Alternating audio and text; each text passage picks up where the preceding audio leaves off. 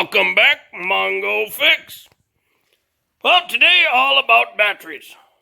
That's what's going on. Not actually going to fix anything, just all about batteries. So we have big selection of different type of batteries we're going to look at and play with. Some lithium-ion squares, some lithium-ion cylinder. We got some little power toys for kids. We got some car batteries, AGM. And some other little power toys for kids. A whole bunch of these little tiny D cells, some 9 volts, little baby pocket watch style. These ones lithium ion, these ones not. And here's a good example of a blown up lithium ion. And some regular AA's. And we're going to go play with some chargers, old school dumb style and fancy smart style. Boy, welcome to the battery show. It's funny, everybody uses batteries every day in their life, right? These little double and AA's, they go in like your remotes, and everybody got the cell phone.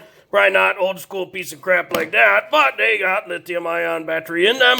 So everybody uses batteries all the time, but with batteries coming in electric vehicles, people seem to get all sorts of confused on what batteries actually do and how they work. Show you all about batteries, all the different ways you could arrange them, what it does, how it works, and what to look out for bad batteries. You know, what are the dangers of them? So we start all at the beginning, right? What exactly is a battery?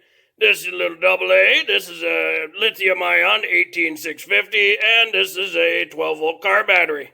At the end of the day, they all the exact same thing. The electrochemical storage device.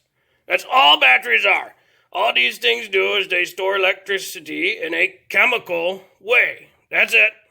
The only difference between a lithium-ion cell and a, say, lead-acid cell like these is that lithium-ion doesn't have any lead. It uses lithium-ion salts of some form. And it usually got copper and aluminum anode cathode. There's a whole bunch of different types though. There's like iron phosphates and some sulfurs. This one though, this is a standard 18650. This is what Tesla's originally made with and whatnot. They're NMC style lithium ion cells, so nickel, manganese, cobalt. And then these are standard lead acid, might have some copper aluminum in there. And these batteries, pretty standard 12 volt lead acid batteries. But they all do the same thing. All they do is store electricity in a chemical way on the inside. That's it. Batteries don't do anything else. Right, so inside a battery, there's some sort of an anode, there's some sort of a cathode, and there's some sort of an electrolyte material that surrounds the battery. And there's some sort of a positive negative based on your anode and cathode. Some of your fancy ones might have coatings on them. And when you use it, electric ions transfer from one side to the other. And that's what makes, the light bulb come on. That's it. That's all a battery is. A whole bunch of these little teeny tiny anode cathodes. They wrap them up inside of a cylinder or they put them inside of the car battery. And you have battery now. But all it does is store electrical energy in a chemical way. So most all your batteries have some sort of a label on them that tell you, hey, at 1.5 volt, these D cells, these are 1.5 volt. But you can always test, right? With your voltmeter, you get your battery out. Test it. Oh, yeah, that one about 1.5, a little low. 1.5 volt. What about our lithium-ion cell, right? You can test those too. That one reading 0. That for sure dead. Even your small little watch style ones, you can test those. 2.8 volts. Makes sense. These are 3 volt cells. Right, your 9 volt. So you can see from the meter, this one hooked up backwards because this is the negative terminal on a 9 volt. So if we hook it up the right way, yep, 7.8. So this battery's low and or dead. Your lithium ion cell, you can test the same way. 3.981. And your kid power wagon, 0.126. That's a real dead battery. So if ever you're curious, you can always use a voltmeter and a couple leads and test the voltage of all your batteries. 1.5 volts. And if you take another battery and put it in series, or you touch the positive terminal to the next battery's negative terminal, you will double your voltage. So now we got 3.1 volts. And you can keep doing that as long as you want. There's 4.6 volts and 6.2 volts. If you line up enough of these in series, you'll get 100 volts like that. If you take a copper plate and put two batteries down on it, so now the negatives are hooked up in parallel to each other, and put another copper plate on the top. Now the positives are hooked up in parallel, and if we measure our voltage, we still get 1.5 volts. Because they're in parallel arrangement, we have doubled the amount of capacity, or the amount of current we can pull from these batteries. So we still only have 1.5 volts, but twice the capacity. That's the difference between a series and a parallel connected battery. And you can connect as many batteries as you want in parallel with each other. Down here's a little basically a steel bus bar, and then another one on the negative. So all these negatives touching this bus bar, and all these positives touching this bus bar. So all these batteries are in parallel with each other, and we still have 1.5 volts. But with all these, we have a ton of current available for use. Meaning, in essence, we could power a small fan for a really long time. But still, we'd need a fan that runs at 1.5 volts. So you may think, well, Mongo, what if I need 3 volts, but I need more capacity or more available current to run whatever device I want to? So there's a couple different options. One is you can arrange batteries in this orientation. So what we have is this battery is in series with this battery, where the positive is touching the negative. And then this one is in series with the positive touching this one's negative. So these two are both in series, and then down inside here, there's a little copper bus bar connecting these two positives together, and there's a copper bus bar connecting these two negatives together. So that gives us our 3 volts, but we've doubled the amount of available capacitance for whatever machine or device we want to run. So this would be a series parallel connection. This group is in series, and it's in parallel with this group. So series parallel. The other option is we've got copper bus bars at the top here, copper bus bars in the middle, and copper bus bars at the bottom. So these two batteries are in parallel with each other, and then this group is in series with this group. So this still gives us our 3 volts, but also double the capacity, or double the available current we can use for the device. Now the nice thing about this arrangement is that we could, in essence, have a controller or something monitor this pair of cells voltage, and we could have a controller monitor this pair of cells voltage. So this would be a parallel series connection. Now, the big downside about electricity is you can't see it working. So to help, Mongo made this little LED thing. So basically, this is just a little LED, and we can touch these bus bars, and you see the LED light come on. And at that same time, we could, in essence, monitor the voltage of this. So we can see and monitor the voltage of this while the LED light is running. So if we leave this on long enough, the voltage will go down, because we're putting a load on the battery cells. Now, one thing to note is when I touch the middle bus bar, the LED light does not come on. That's because the LED needs more than 1.5 volts to function. And that's where it's very dependent on whatever device you're trying to power. You need to make sure to have the right voltage and capacity to power the device for its voltage and duration, which is the capacity. How long do you want that device to power? This is why some really powerful flashlights only last for 20 minutes. They have the voltage to operate it, but they don't have the capacity to operate it very long. And a flashlight that only runs for 20 minutes is basically worthless. And we can monitor that in this situation as well. Light comes on, and we can monitor the voltage. And it slowly drops as the light's being used. So what's it look like when a battery's starting to die? Well, this is a small battery fan, and it takes 2 of these D-cell batteries. Now, these D-cell batteries are still 1.5 volts, just like the C batteries.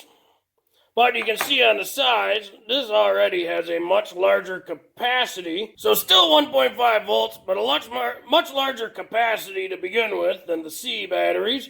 And there's two in series, so as we just learned, that means that this fan needs about 3 volts to operate. So we can check, see what the voltage is right now on these batteries. And they're already low at 1.2 volts. Since it's already low on voltage, that tells Mongo it's already low on capacity. So willing to bet that this fan does not spin very fast. And it does not. So while this was running, we could check the voltage on it. And it's already down to 0.5 volts. So these batteries are getting very dead. But if we shut this off, voltage climbing quick. So the biggest sign of a dead battery is that once it's under a load, if the voltage, it dropped all the way down to 0.4 volts. If the voltage drops really quick and really far, then that battery cell is weak and or dead. And when we shut the device off or remove the load, that voltage climbs right back up very quickly. So that's how you know when a battery is dead or dying. And it doesn't matter if it's this D cell, which is a lead acid basically, or if it's a lithium ion battery, or any other battery, because they all work the same way. The only difference is the chemical makeup on the inside. Now, there's nothing you can do to a dead battery. It's dead. It's junk. The only thing you can do is recycle it and put a new one in there. That's it. There's no other option. You can't recharge them in any way. You can't re-energize them. Once they're dead, they're dead. So these style batteries, they can go dead by using, and they'll get down. You can probably pull them all the way down to 0 volts. Another way they go bad or die is they literally start to corrode or decay on the inside. And this is just a C battery that has been leaking out the electrolyte. For some reason, it was probably gassing inside there and then punctured the little cylinder it's in. And the electrolyte is coming out. Now that electrolyte is acid salts. It's corrosive. So you want to wash your hands really good when you're done touching them or cleaning them up. You'll find this a lot on like flashlights when you have a flashlight sit out in a barn for a long time or something. After a year or so, those batteries will just bleed all the internal acid all over and it corrodes the flashlight and the flashlight's trash. They'll naturally do that just sitting there because while these batteries just sit, they're constantly trying to decay. All battery cells have a natural decay. There's no getting around it. The other thing is all batteries, each one that's made and comes off the line, no two are the same. Every one of them's different. Every battery that comes off the manufacturing line is as different as the next human being on the planet. Batch of 100 batteries, you'll get 5 of them that are complete trash right out of the box, 5 of them that seem to never die, and the rest are going to form some other bell curve in between. There's not a lot to worry about. There's not that much complexity. So, let's talk about something that's a little more complex, but only a little. Your 12-volt car battery. You can think of it as a rechargeable battery to a point.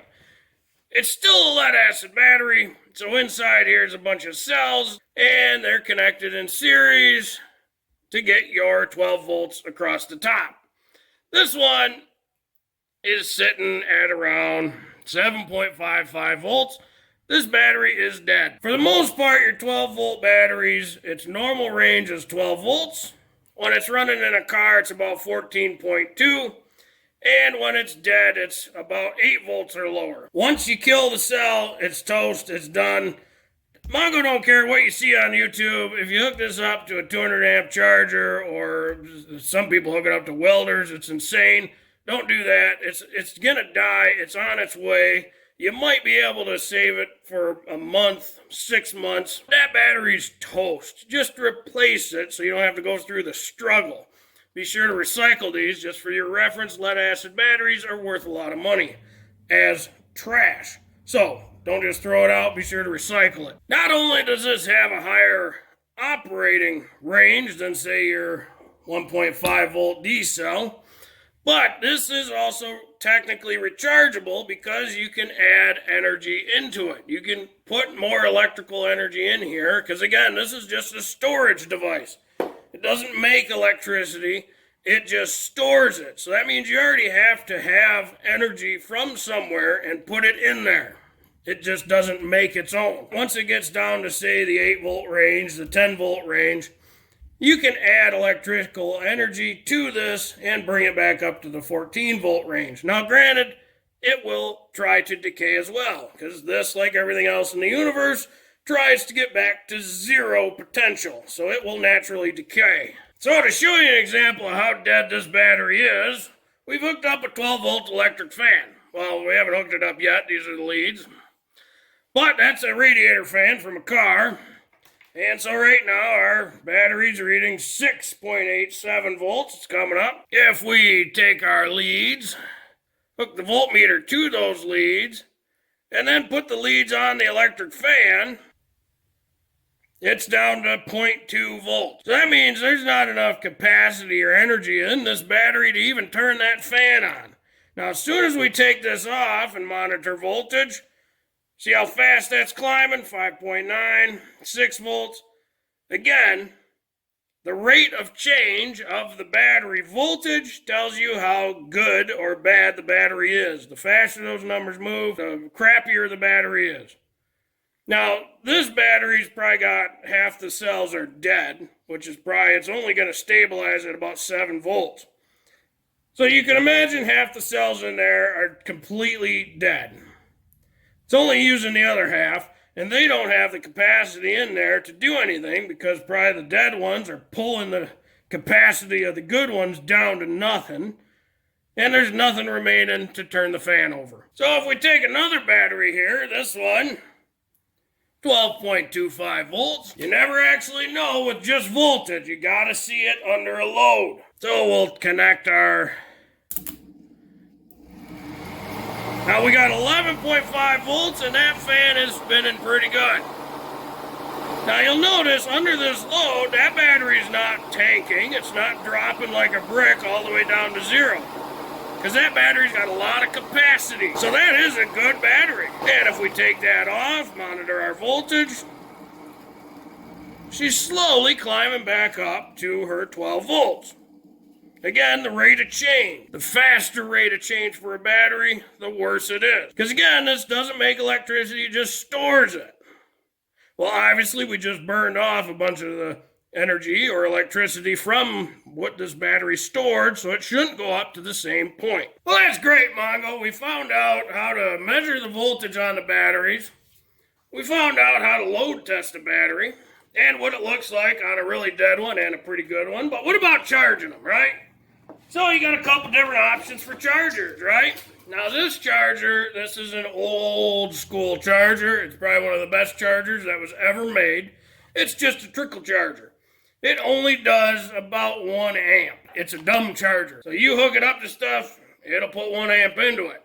That's what makes it so great. Today's world, you get smart chargers. Personally, Mongo hates everything that's quote-unquote smart. They don't do what Mongo want. Now, this smart charger, it still needs energy from some source, like a wall outlet, because again, batteries don't make electricity, they store it. So we have to use a charger to give it electricity. We have to give batteries energy. Batteries don't save nothing. So the charger's got a couple options. You have a mode between slow charging and fast charging. And then this one will do a couple different types of batteries. It'll do an SLA or a standard lead acid. It'll do an AGM or absorbed glass mat, similar to a lead acid but a little different. Or it'll do a lithium ion battery. So that means this smart charger has different control boards and programming in there to charge differently depending on the type of battery you have, because they all have to be controlled a little bit differently. Now, even though the battery is still nothing more than an electrochemical storage device, the different chemicals, the lithium ion, the lead acid, and the AGM, they need to be controlled differently. So same function, different controls. So for this one, this is a standard lead acid. and we took some energy out of it, so we want to put a little more back in. So we'll do a slow standard lead acid, hook up our leads, and now the device starts reading and monitoring the battery to run some calculation. Now it gives you a voltage reading at 12.5 volts, and it shows you what its current capacity is right there, about 60%. Personally, Mongo hates state of charge. It's about useless in the world of batteries. State of charge is the equivalent to horsepower, and all the automotive manufacturers quit using horsepower a hell of a long time ago because they found out it's a useless number. Someday we're going to figure out SOC is a useless number, but till then, fine. The big important number is that voltage, 13.7. Remember, your rechargeable or your lead acid car batteries operating range of about 14.2 down to about 8 worst. And you'll notice the charger is putting in 3.7 amps. That amperage, once the capacity is met, that amperage will start coming down. That's when you know that's about full. So you should be able to leave this on there a long time and it'll just maintain itself based on the mode you selected. Now, if you put the wrong mode in there, it'll adjust this and you might hurt your battery. Now, with your chargers that are more than 1 amp, to note, 1 amp can kill a human. All it takes is 1 amp. Actually, less than an amp will kill a human. So be careful with all your chargers, but notice something interesting. That voltmeter shows 14.4, whereas that one only shows 14.08. Personally, gonna trust the old fluke meter way more than any battery charger. So already some sort of discrepancy here, but you can see that the current is already going down from what it was earlier. It was at 3 something, now it's only at 2.3 amp. Now the dumb trickle charger, or the old school charger, Mongo prefers because it doesn't do anything more than whatever Mongo wants. Mongo wants 1 amp put into the battery, that thing will do it. The other old school high amperage chargers, if you want 10 amps put in the battery, 10 amps goes in. No ifs, ands, or buts about it. The only selectable on here is, are you using it on a 6-volt battery? You know, some lawnmowers, ATVs, and Power Kids toys, or a 12-volt battery. 1 amp slow charge, that's all it does. A couple things to note is for this slow charger, you have to connect the leads before you plug it into the wall, because as we kind of said, as soon as you plug it in, she'll put out 1 amp. She doesn't care. So to keep from damaging this unit, you have to have it hooked up first. As soon as you do, you get a little hum out of the unit. Now, it doesn't have any readings, so you have to do it the old school way. So you'll see 12.8 volts, and over time, that will slowly go up. Most of the time, batteries prefer a slow charge. In fact, should say all of the time, batteries prefer a slow charge. When you fast charge a battery, you can damage it very quickly in some way. Slow charging is always preferred for batteries. Doesn't matter if it's your car battery, a small lithium pocket watch battery, an 18650 lithium ion battery. Remember, these are Teslas. Or a new electric car. All batteries prefer a slow charge. It's much more stable. Because again, batteries don't make energy, they just store it. Well, what about our dead battery, Mongo? How about that? What do you say we try it? Hey, Mongo always say it never hurts to try. Well, let's double check. So we got 7.5 volts. We're still a standard lead acid, SLA. Slow charge, we'll connect it up, it's reading stuff, let's see what it does. So it looks like it's faulting out or something. It's blasting 12.9 amps and then 0, and it's reading between it's reading between 8.8 volts and 14.5. So this is where Mongo really hates smart chargers. This charger's got no idea what to do, at least that's how Mongo read it.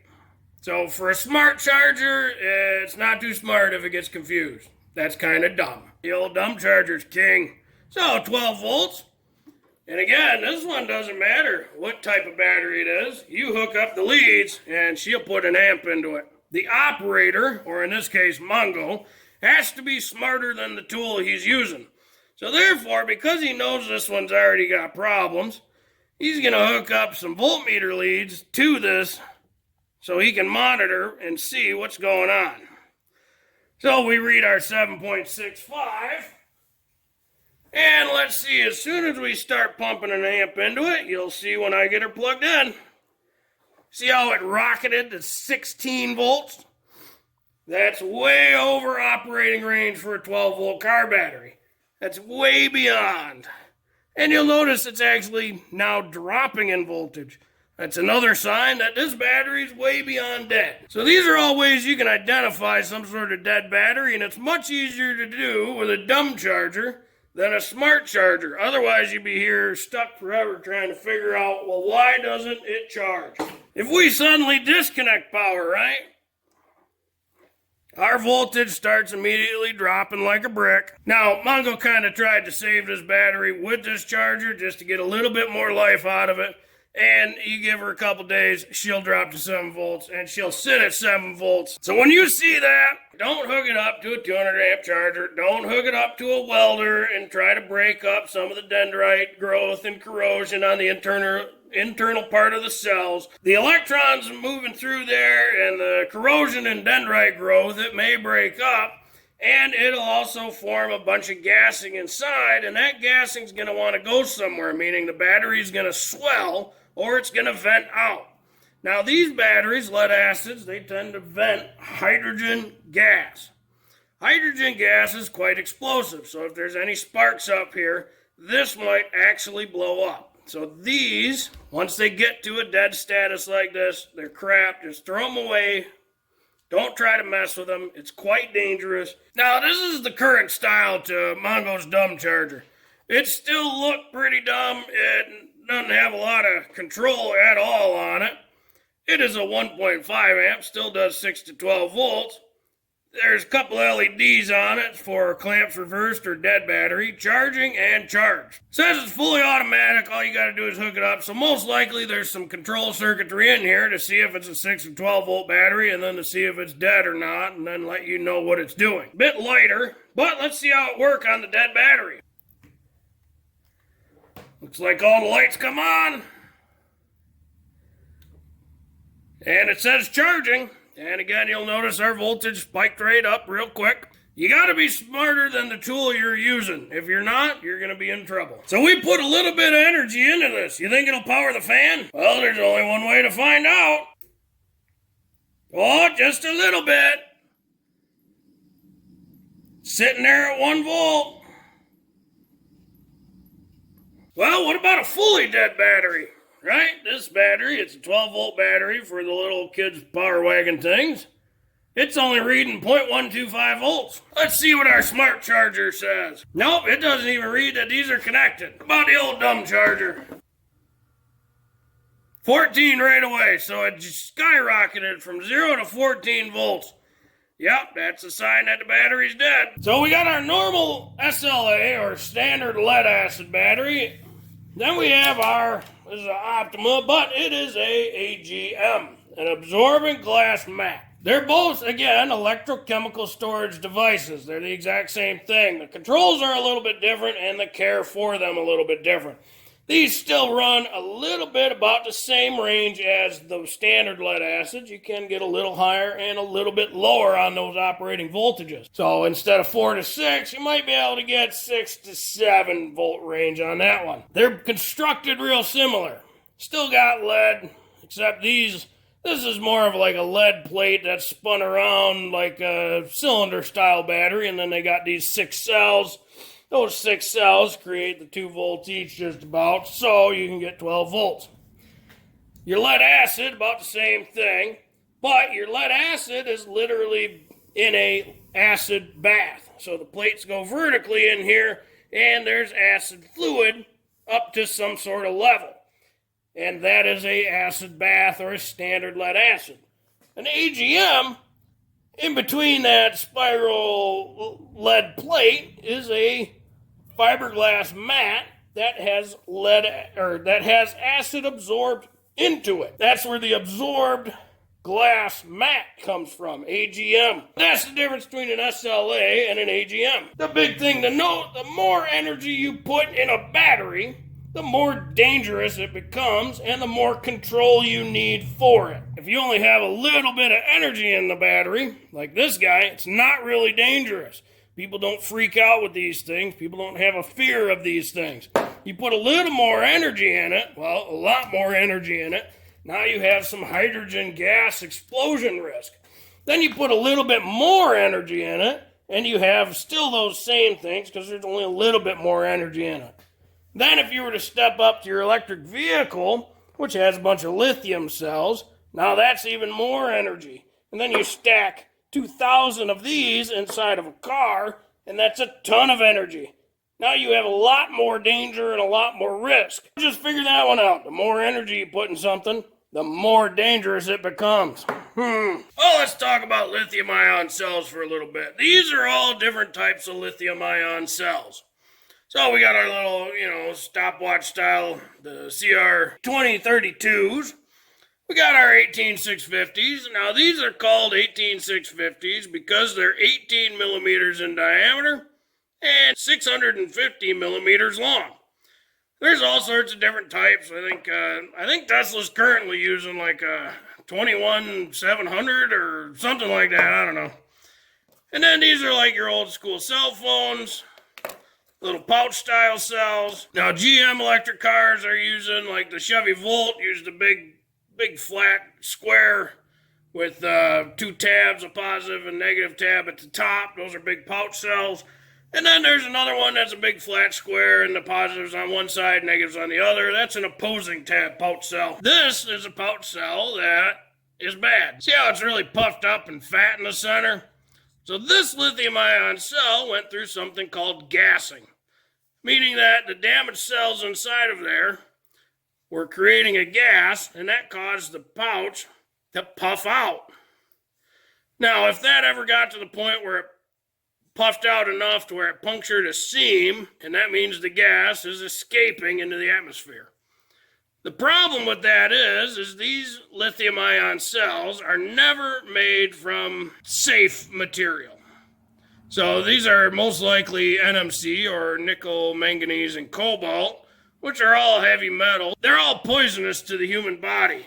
I'm probably going to be breathing those fumes, and that's poisonous to me. If you haven't, go on to YouTube and check out some of the e-cig explosions and phones that have blew up to see how people react, and then to see the actual amount of energy in one of these 18650s.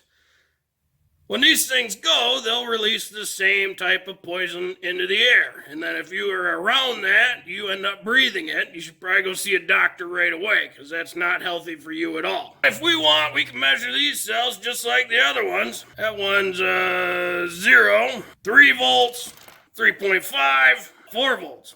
Another thing to note with lithium cells is, so if you remember the car battery, it works between, 14.2, 14.6, 15 volts, let's say, and about down to 8 before it starts damaging cells. Your lithium ions, they work between 4.2 volts and 2.8 volts.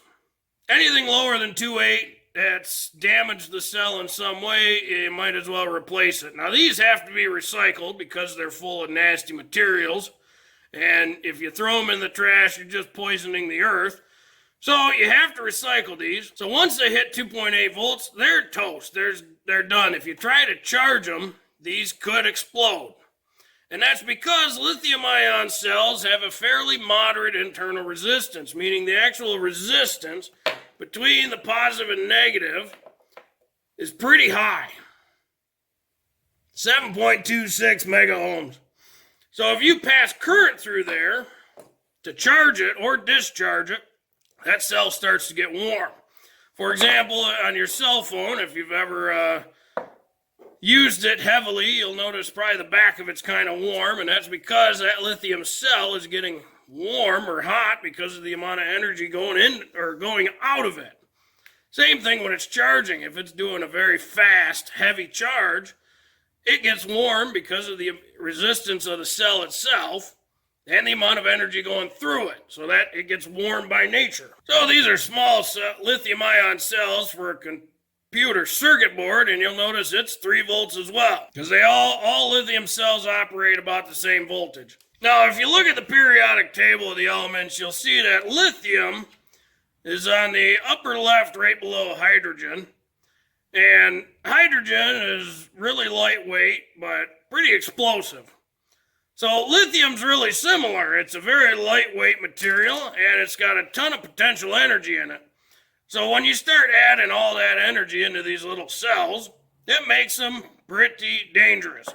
So every single lithium-ion cell out there requires a battery management system, or they call it a BMS. That battery management system does nothing more than monitor the battery voltage, current, and temperature. You can't use these batteries when it gets too hot, like, in general above 120 degrees. And you can't use them when they get too cold, and in general, like -4 degrees Fahrenheit. If you use lithium-ion batteries in those temperature ranges, you have to keep the battery warm. If they're not, they could become explosive really quickly, and they could start on fire by themselves. Lithium fires are kind of like magnesium fires. Everything they need to burn is inside it. All you got to do is get her lit, and she'll take care of the rest. It's reading 0 volts. So let's say we put her in this cell phone. You probably don't have a cell phone like that, but Mongo likes the old crap. And we'll plug her in. And now the light comes on. Table's about 6 degrees Celsius, 44 Fahrenheit. That cell is warming up, 47. So as we charge this, that cell's probably going to start getting warm because, one, it's dead, which means already we're outside of its operating range of 2.8 volts. The most dangerous thing you can do with a lithium-ion cell is actually this right here. Charge it when the cell is dead. That is the most dangerous thing you can do with a lithium-ion cell. So we're going to let that charge up for a while and just see how hot it actually gets as it just naturally charges. Of course, again, it's dead. Now, the big benefit to these old cell phones is that the chemistry of these lithium-ion batteries is real mild. What that means is there's not as much energy as they could put in it as, for example, a newer battery. This one's only a couple years old, whereas this one's probably 20 years old. The newer batteries have a lot more energy in them. That's kind of the big advancement that's been taking place. Again, batteries haven't changed, well, probably since ever, really. Just the chemistry of them. Again, they're all anode, cathode, and electrolyte. So the only difference being the chemistry. As time moves on, we put more and more energy in these little cells, which means they get more and more dangerous. They're more and more susceptible and sensitive to their operating range. For example, this one on it says charge limit 4.2 volts. Never take it over, otherwise she might puff up and then explode and maybe burn your house down. The older chemistries are much more stable and safer, but people, you and me, have demanded our devices last longer, operate harder and harder, so therefore more energy is being put in the cells. So we're kind of the product of our own demise here. We keep demanding more and more energy, so therefore more and more energy goes in the cell, and therefore more and more dangerous the cells become. Now we want these little things to power a car, which is just absolutely insane, because now you're driving around a 2,000-pound battery pack that could blow up. Well, in 10-minute time, she jump up to 59 degrees Fahrenheit. So how exactly do you damage a battery cell? Right, we kind of talked a little bit. We have an anode, we have a cathode. There's probably some sort of a coating, especially for your lithium ions. They all have some sort of coating, and there's a separator in between there, and there's those lithium salts. So if we were to, say, overcharge or over-discharge one of those cells, right, we got some ions going between one way or the other, depending on if you're charging or discharging. And so what happens is if you overcharge or over-discharge, some of the material from here will deposit or plate onto the other side. And then as you go the other way, it will deposit onto this side. And if you keep doing that over time, these are dendrites. Over time, these dendrites grow and expand across through the separator in between, and we keep depositing more and more until you get to the point where it creates a short. Now, this is just like a normal short. Now that cell is in essence dead. So there's a whole bunch of them, right? Side by side inside there, you can imagine. And so if you have good ones and a bad one, that bad one, if it gets hot enough, that will ignite. Right? Get a whole bunch of fire. So if that ignites, it'll probably ignite the cells around it. Watts equals volts times amps. So if you have, let's say, take your outlet, for example, 120 volts, and you're using 5 amps, that equals 600 watts. Now, most of your electric heaters, it's wintertime, so let's play with heaters, right? 120 volts, most of them run 15 amps. So 120 times your 15 is 1,800 watts. So that's 1.8 kilowatts. If you ever notice at the store, most of your electric heaters run 1,500 watts. So if your lithium battery, for example, its maximum is 4.2 volts, its minimum is, let's just say, 3.0 volts. Well, if your device requires 2 amps, it's going to be the same requirement whether it's a high state of charge or a high energy or a low state of charge or a low energy. So 4.2 times your 2 amps is 8.4. So that's 8.4 watts. Well, your 3.0 times your same 2 amp requirement is only 6 watts. So that means as your lithium ion battery, or really any battery, because remember they operate the same way, as your battery loses energy or loses voltage, the requirement for the device remains the same in a way, so therefore you get less energy out of it. In essence, as you drive your electric car's performance starts to drop. Now you can use step-up transformers, in which case it'll make up the difference, so that way the transformer sends the electric motor the same 8.4 watts. But if you were to do that, that means that will drop down to 2 volts real quick, and 2 volts can become dangerous. And if the BMS doesn't catch that, you damage your cells, and then when you go to charge it, you can overheat them, cause them to self-ignite. So what we've done is we've taken these 2 copper plates, and then put a jumper between them, and we're shorting that battery out right there. It was 1.5 volts originally. And we can see with it shorting out, it is heating up quick. Now, thankfully, that's just a regular lead acid, so this is where, it's not too dangerous because it's very low energy. 3.9 volts, that's a pretty full lithium battery. So we are actively shorting. And let's check our temperature. Now this battery's got a lot of energy in it, so that temperature is climbing real quick. So this can cause lithium ion batteries to catch fire and burn. They're heating up like that.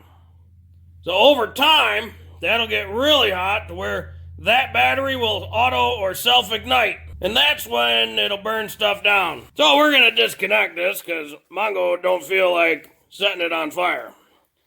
That's a bad thing. And you can see our voltage now climbing back up.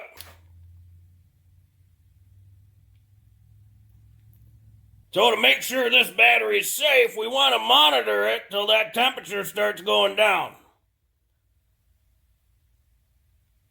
Right now it looks like it's stabilizing temperatures. Thermodynamics is doing its thing, but it's definitely not climbing like it was.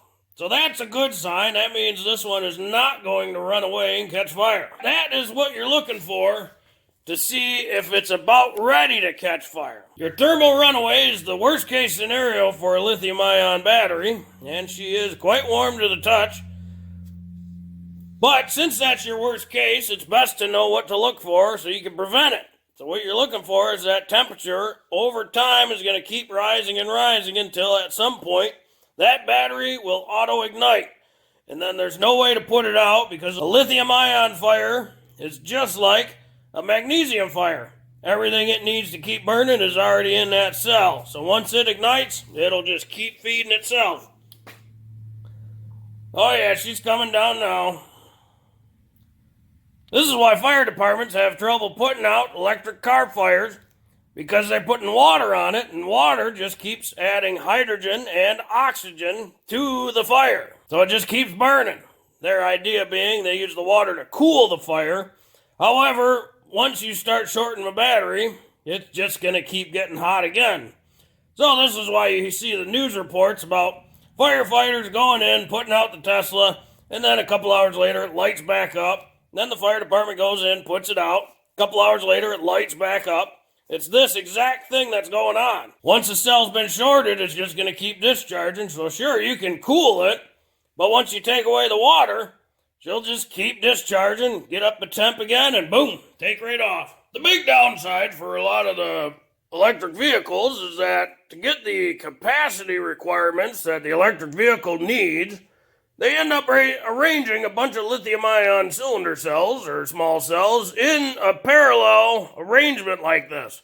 So they wire a whole bunch of them in parallel and then put big groups like this in series with each other to get, 2, 4, 600 volts, whatever they need. So when the BMS, or the battery management system, is measuring this, it still only reads 1.5 volts for all of these cells.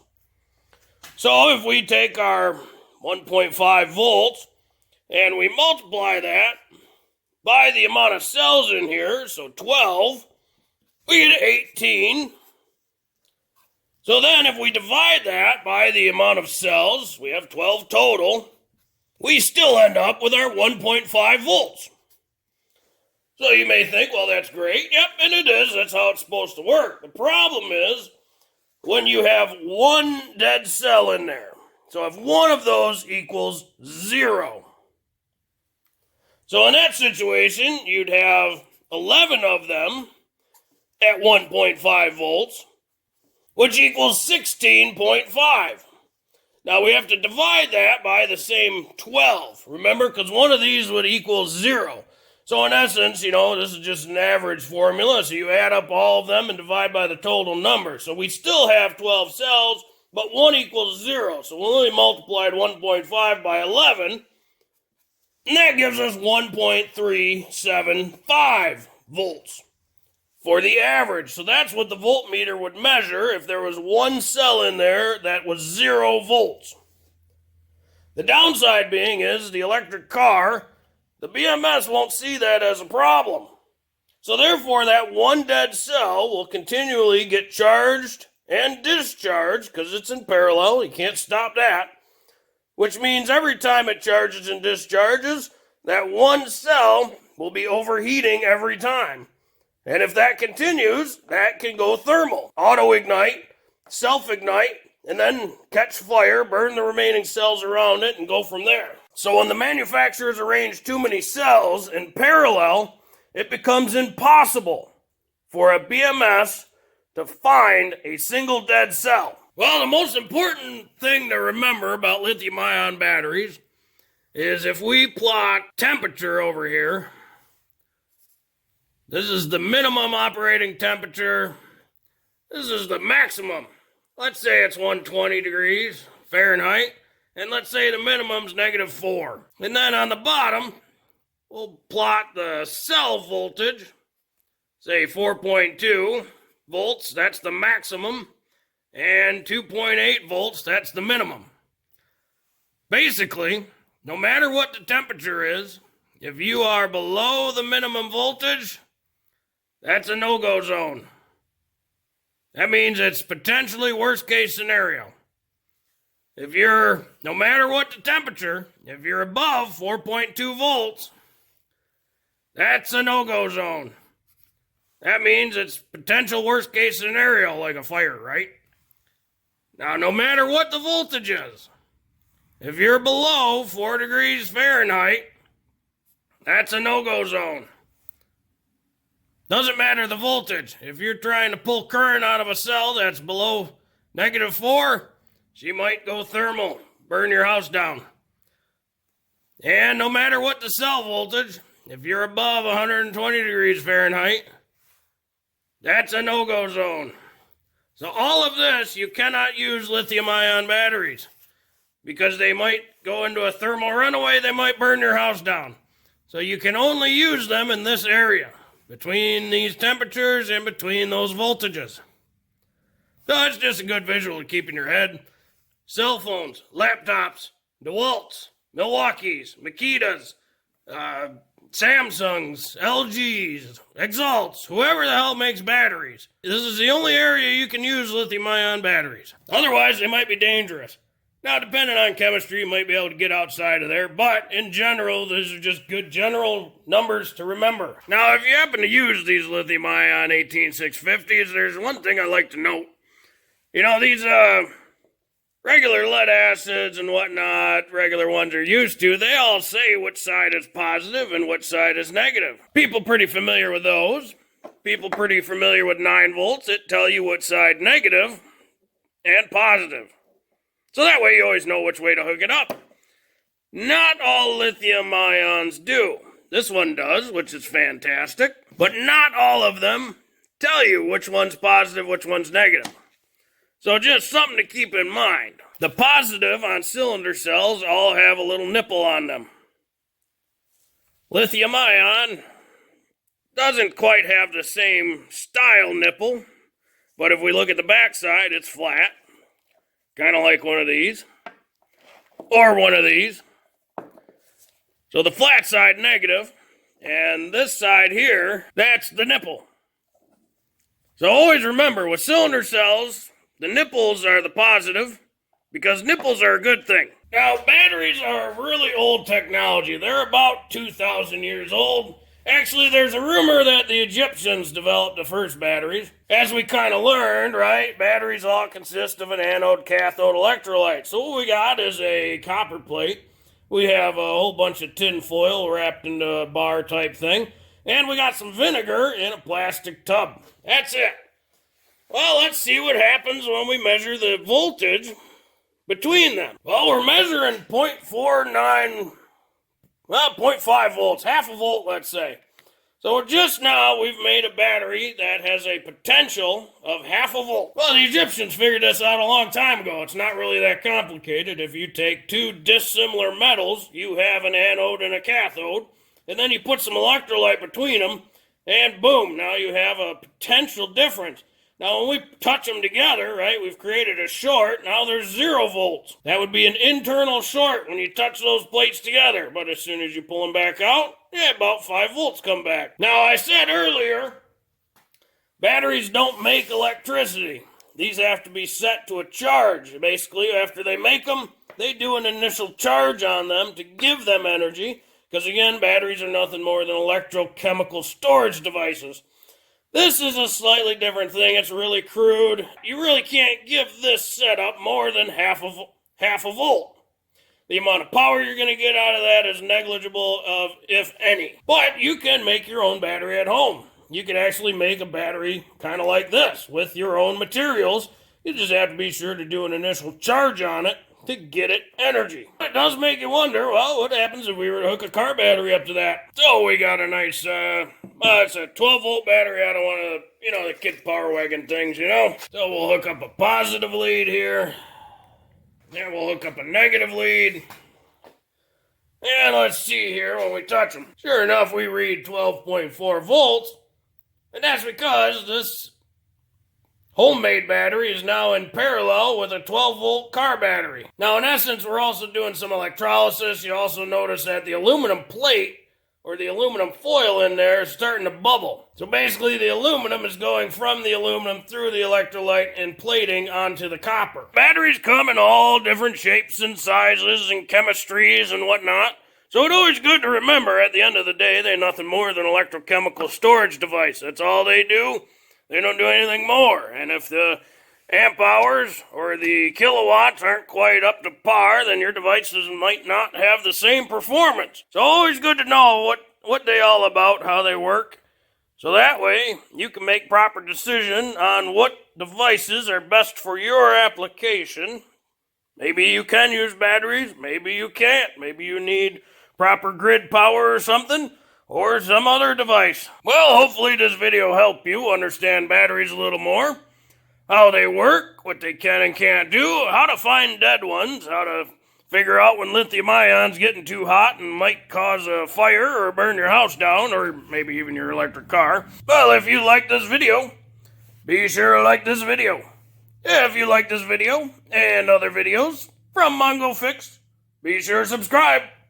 Mongo always working on all sorts of stuff. Or at least, messing around with batteries and watching them short and heat up and charging them and seeing how they run fans and whatnot. Mongo, thank you.